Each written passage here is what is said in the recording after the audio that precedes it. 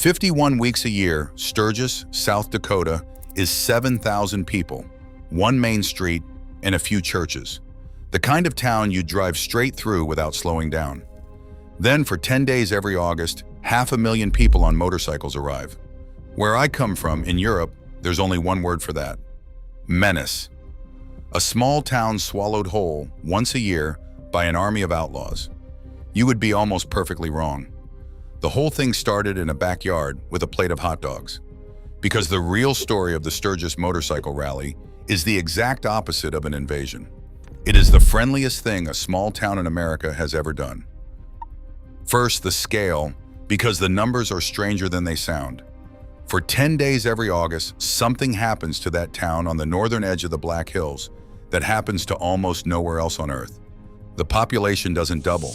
It doesn't triple. It multiplies more than 60 times over. Hundreds of thousands of motorcycles, by some counts approaching 500,000 people, pour in from every corner of the country and from overseas until the rumble of engines is rolling off granite mountains that stood there long before any of them were born. In its biggest year, the 75th, back in 2015, the official count came in close to 750,000. 7,000 residents. 750,000 guests. Rapid City, the nearest city of any size, sits about 30 miles away, and from the moment riders come off the interstate and start seeing the hills on the horizon, the pilgrimage has already begun. This August, they'll do it for the 86th time. And to understand why, you have to go back to a man who was, at first, simply trying to sell motorcycles. His name was Clarence Hoel, though nobody ever called him Clarence. Everybody called him Pappy. He had grown up in his family's ice business, and he could see exactly where that was heading, because refrigerators were arriving in American homes, and nobody was going to need a block of ice much longer. So in 1936, he bought a motorcycle franchise in Sturgis, selling Indian motorcycles, and set up shop on Junction Avenue.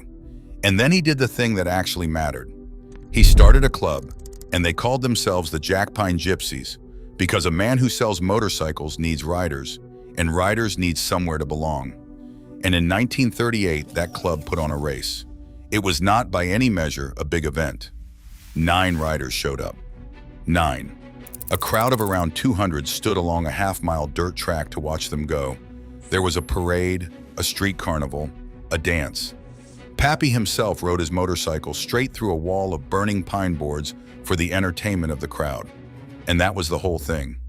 9 men, a dirt track, and a couple of hundred curious people in a field in South Dakota. But here is the detail that tells you what Sturgis actually is. When those first riders came, they had nowhere to stay. So Pappy and his wife Pearl let them camp in the yard behind the motorcycle shop, and Pearl fed them. She and the wives of the other club members cooked it all themselves. Hot dogs, sloppy joes, potato salad, watermelon, laid out for a handful of strangers on motorcycles who had traveled to a town in the middle of nowhere to race in a field. That is the invention, not the race, the backyard. The idea that if you come a long way on 2 wheels, somebody here will feed you and give you a patch of grass to sleep on. Everything Sturgis would ever become grew out of a woman making sloppy joes for strangers in her yard. And it grew fast. The next year, the number of riders quadrupled. The year after that, 3,000 people came.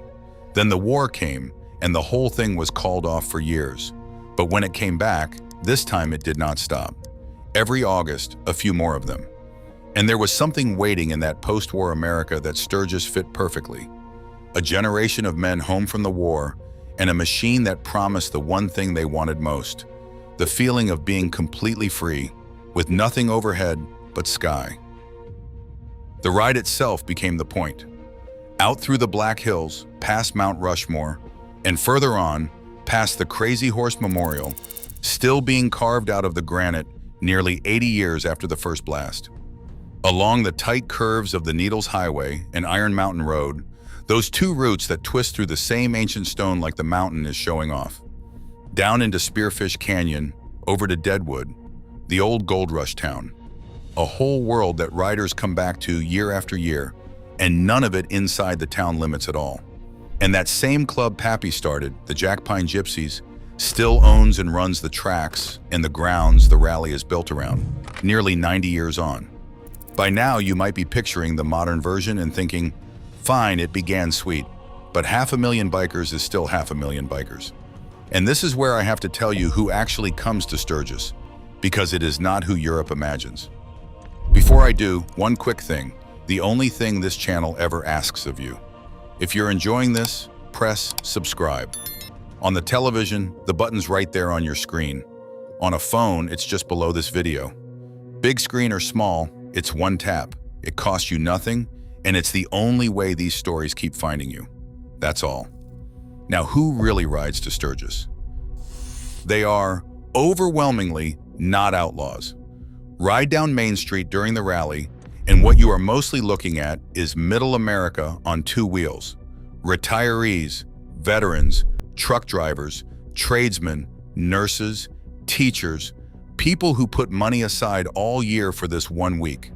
Couples who have made the same ride together for decades and wouldn't miss it for the world. And all week long, charity rides go out of Sturgis, raising money for veterans and for local causes. Hundreds of thousands of dollars of it, year after year.